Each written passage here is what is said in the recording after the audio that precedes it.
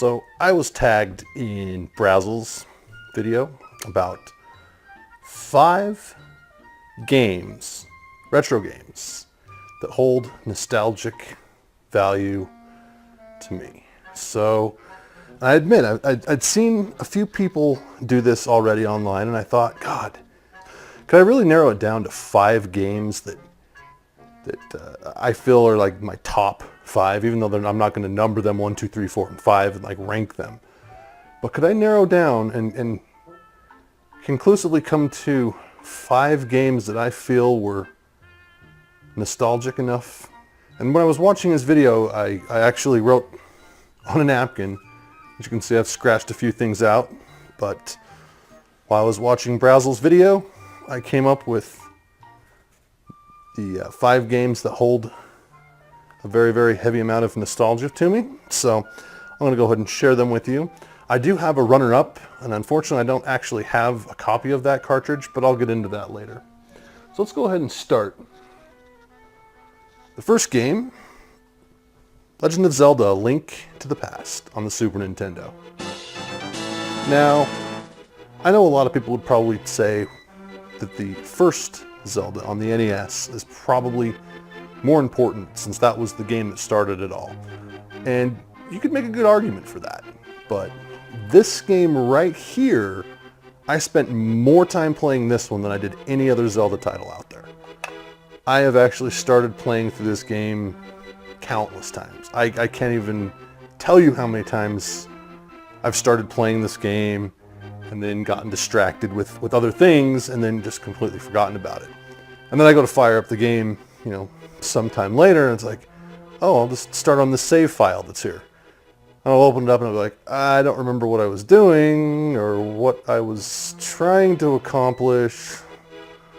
But I've just got a lot of very fond memories of this game. So for me, A Link to the Past is probably, I might rank it as my top. Although I said I wasn't going to rank them, this one might be close.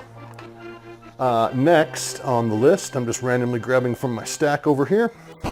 Oh, Karnov.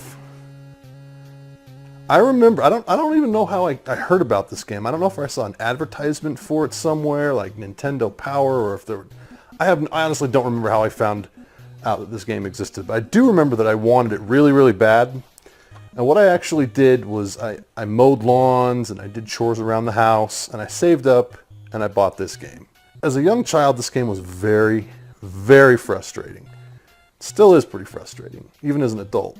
But it's a good game, and it's definitely one that I've kept over the years, and I'm glad I still own Karnov. Okay, what do we have here? Oh, Life Force on the NES. This is the first shmup game I remember playing. In fact, this was the first game that was related to Gradius. I didn't even know Gradius existed. But my friend Ben said, you got to try this game. It's awesome. And we ran through it in about 40 minutes. Because I'd go down to his house after school sometimes in junior high, and we played different video games. And this is one of the first ones that I actually remember playing. It's actually the first game I remember using the Contra code. Although Ben was quick to correct me and say, no, it's the Konami code. But yeah, it gave us 30 lives, and I remember we ran through this thing in probably 30, 40 minutes. Awesome game. Now we get into the ones that are a little harder, and I couldn't pick just one of these, so I'm going to include them as a trilogy because they are a trilogy. That's the Super Star Wars games on the Super Nintendo. You've got the original Super Star Wars, you've got Super Empire Strikes Back, and you've got Super Return of the Jedi. I've beaten all 3 of these games, with the exception of Return of the Jedi. I cannot escape the Death Star, which is the very, very last stage, and you're flying in the Millennium Falcon. Yeah, you're trying to outrun the imploding Death Star. Oh, gnarly!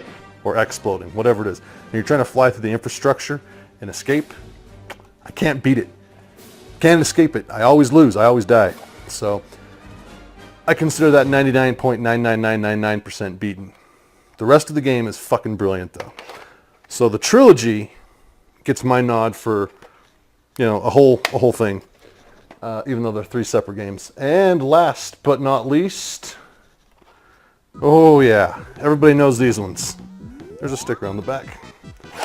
Tetris. Now I don't have my official nomination, which is the Game Boy version of Tetris. But the Nintendo version was one that everybody had.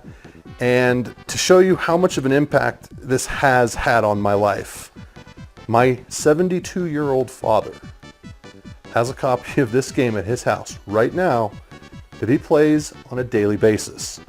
He loves Tetris. And he likes Dr. Mario as well. In fact, the reason I picked this game and the Game Boy version is because we took a trip when I was, probably 11 years old. It's a 300-mile trip. It's about a 4 or 5 hour car ride. And we had a Game Boy and we had Tetris. My dad laid in the back seat of our van for the entire trip and played Tetris for the entire 300-mile journey. I think he said 2 things the entire trip. What?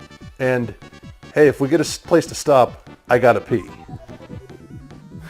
Crazy. And my runner-up is a simple game, but unfortunately I don't have a copy of it. And it's not that hard of a game to find. It's actually quite easy to find. It's golf. Golf on the NES. Just plain golf. Not the fighting golf, not the Lee Trevino's golf. Golf. The Black Label Series game golf. My friend Kyle and I would play that game constantly. He would come over to my house in the afternoons when a few years out of high school. And I had a copy of golf. And we would play golf. And that's what we would do. And I remember one time we were on one of the par 3 courses, or one of the par 3 holes. I don't remember which one it was. And he got a hole in one. And he literally got up and danced around my entire living room. And like jumped from furniture piece to furniture piece in like this weird, obscure parkour fashion. And he was just dancing and celebrating. And I don't think we've ever gotten a hole-in-one since then, but thanks to my friend Kyle, golf on the NES will always have a special place in my life. Okay, now I need to tag 3 people, or 3 channels, to do this video as well. And I've given it a lot of thought, and there's 3 people I would love to hear from on this, and I'm going to do this in alphabetical order. Be sure to check out their channels. I'll leave links in the description below. Go check out their channels. They're really good. The first one, Alex Pleasant, otherwise known as AWP82. Go check out his channel. He plays a lot of Castlevania games right now. He's doing a lot of speedruns on Mega Man X. Go check out his channel. Cartridge Canuck, otherwise known as Paul. I'd like to see your video of nostalgic games that you have in your collection. And last but not least, Video Game Dad. I would love to not only hear your choice, but I would like to hear your daughter's choice as well. And if any of you guys have already been nominated, tough shit, do it anyway. Have a great day. I'll see you guys all later.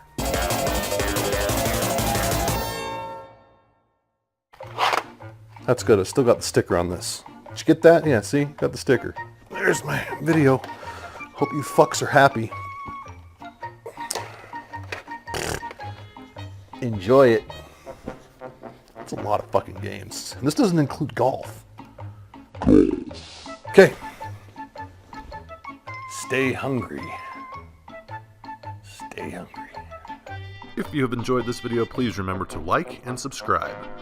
For Wrong with the View, this is Emmett. Happy gaming.